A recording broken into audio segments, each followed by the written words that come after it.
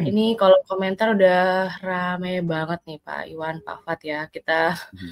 langsung aja nih bahas. Kita sebelumnya udah sering ya, udah bahas Big Bangs gitu. Nah emang BRIS ini yang paling, bisa dibilang paling mending kali ya Pak, di antara Big Bangs yang lainnya gitu.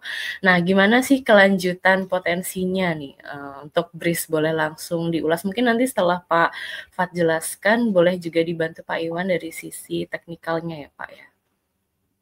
Oke, jadi terakhir kita tuh bahas banking mungkin minggu lalu, pas hari terjadi penurunan signifikan, kita sempat bahas mengenai valuasi saham-saham perbankan. My friends, cek aja, saya lupa di hari Senin atau hari Selasa.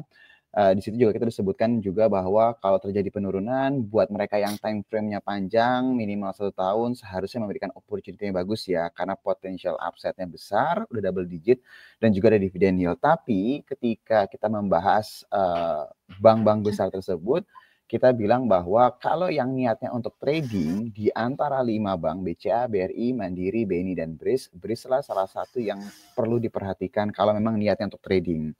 Kenapa? Beberapa hal yang kita sebutkan pada saat itu terlepas dia secara valuasi sebenarnya nggak tergolong murah ya. Waktu itu kita bahas di kisaran sekitar 2,5 atau 2,6 ya PBB-nya ya. Jadi dia di atas BRI, di atas BCA, di atas Mandiri, di atas BNI, tapi di bawahnya BCA. Tapi yang kita bahas pada saat itu adalah kalau memang niatnya trading, saham-saham yang memang tergolong mahal secara tanda kutip secara valuasi, biasanya ketika pertumbuhannya itu tergolong tetap tinggi, dia akan tetap dihargai sama pasar dengan valuasi yang terpremium. Nah, dia kalau misalnya Maven juga perhatiin ketika Big Banks yang lain itu turunnya sangat signifikan sekali untuk kategori Big Banks ya, dia salah satu bank yang dia diem-diem aja gitu. Turunnya pun juga nggak terlalu dalam, tapi sekalinya naik dia rebound yang salah termasuk yang kencang juga gitu. Jadi buat mereka yang trading ini sebenarnya enak banget gitu ya, karena risikonya lebih terukur dan potensial upside-nya lebih gede. Nah, yang saya mau bahas pada hari ini adalah ada beberapa poin penting. Saya mau coba bahas terlebih dahulu. Yang pertama dari performance dia di 2024. Jadi kalau misalnya my friends cek ya, ini saya ngomong berdasarkan perspektif pasar ya, supaya kita itu bisa melihat bahwa ini disukai sama pasar atau enggak. Jadi dari big banks yang sudah tadi saya sebutkan sebelumnya, BRIS bisa dikatakan salah satu yang memang secara kinerja dari laba bersihnya dia itu di atas konsensus. Jadi di atas di atas ekspektasi analisnya Maybank dan di atas estimasi konsensus. Jadi 102% sampai 105% konsensus. Itu artinya apa? Artinya performance yang dia kasih di 2024 dari sisi laba bersihnya itu di atas rata-rata estimasi dari para analis. Nah, sebagai gambaran, Bank Mandiri itu di bawah konsensus, terus juga BNI juga di bawah tipis atau hampir sama dengan konsensus. BCA pas sesuai dengan konsensus dan BRI pun juga sama di bawah konsensus. Jadi bisa dikatakan BRIS ini salah satu yang cukup tanda kutip mengejutkan pasar. Ini yang makanya kenapa bisa dibilang BRIS ini performanya cukup oke ya secara pergerakan sahamnya.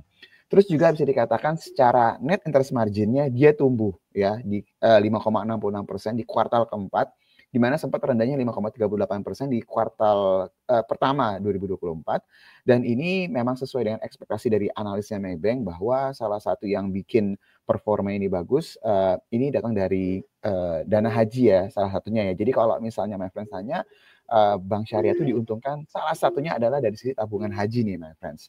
Terus juga dari sisi fee based income-nya dia juga naik nih sekitar 34% year on year. Ini salah satu yang diuntungkan karena dia sudah mulai mengembangkan bank assurance-nya dia sama gadai emasnya nih my friends. Jadi kalau kita ngomongin harga emas itu naik, kita kan selalu sering banget fokus sama perusahaan-perusahaan produsen emasnya, yang punya tambang emasnya, yang jual emasnya. Tapi kita lupa bahwa BRIS salah satu yang bisa dikatakan proxy.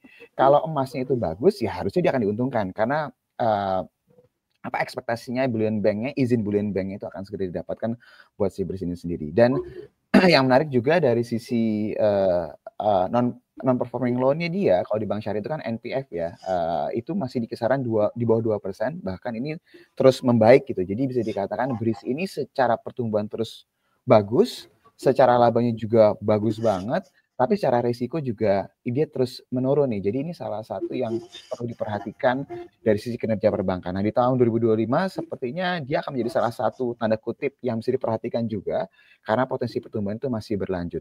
Nah, ada satu hal juga yang mau saya coba perlihatkan di sini, sebentar ya. Mungkin kan banyak my friends yang bertanya, kenapa sih ini kok saham yang lain kok perbankan pada turun, BRIS salah satu yang dia cukup tenang-tenang aja gitu, nggak turun, nggak terlalu dalam. Salah satunya itu adalah data ini. Jadi kalau my friends perhati ini, saya kasih lihat data free float setiap bank besar. Jadi ada BCA, ada Mandiri, ada BRI, ada BNI, terakhir BRIS. Nah, yang mau saya kasih lihat di sini adalah kalau my friends perhatiin untuk BCA, kepemilikan asingnya dari free float, artinya saham yang beredar di masyarakat, itu memang dominasinya dikuasai sama asing nih. Kalau my friends perhatiin, yang hijau itu asing, yang merah itu local ownership ya, dari free float. Ini BCA. Kalau Bank Mandiri, kalau my friends perhatiin, dari 0 sampai 100% rasionya, range-nya, Mandiri pun juga sama, lebih dominan si asing. Oke, sama, berarti Mandiri sama BCA sama.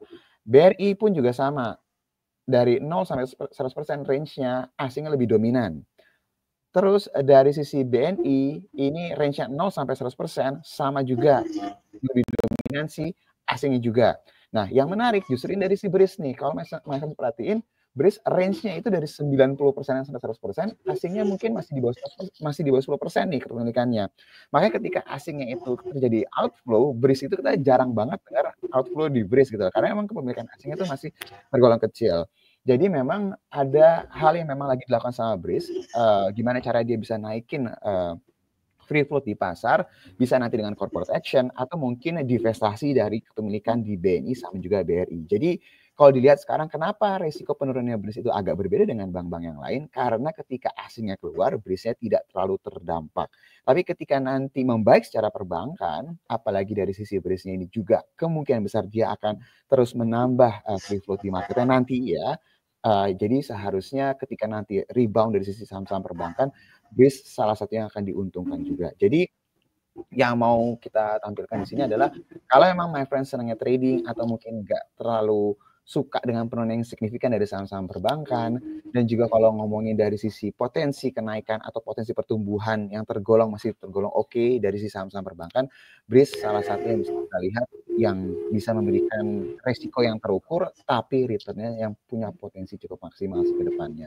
Dan kalau misalnya my friend suka nggak cuma trading, tapi buat invest, saya harus ingetin juga ya, saham BRIS ini berbeda dengan bank BUMN yang lainnya. Artinya apa? Dividennya itu tidak besar. Jadi kalau beli di sekarang itu dividen yieldnya mungkin 1-2%-an lah, my friends. Tapi yang harus diingat adalah saham atau perusahaan yang tidak memberikan dividen besar, normalnya dia pakai untuk retain earnings atau laba ditahannya untuk dia untuk naikin pertumbuhan ke depannya atau untuk ekspansi dia ke depannya. Jadi dividennya mungkin kecil, tapi potensi dari kenaikan sahamnya mungkin lebih besar dibandingkan yang lain. Itu mungkin dari saya, Yuli dan my friends. Semoga bisa memberikan tambahan gambaran. Saya kembalikan lagi ke Yuli. Oke, terima kasih Pak Fat. Itu dia ya tadi ya ulasan lebih dalam mengenai saham BRIS ya. Jadi kalau dari sisi kinerja BRIS ini nih memang di atas ekspektasi analis dan konsensus. Ada sentimen juga dari dana haji, terus juga bullion bank, risiko penurunannya juga rendah. Jadi untuk yang mau trading BRIS mungkin bisa jadi pilihan.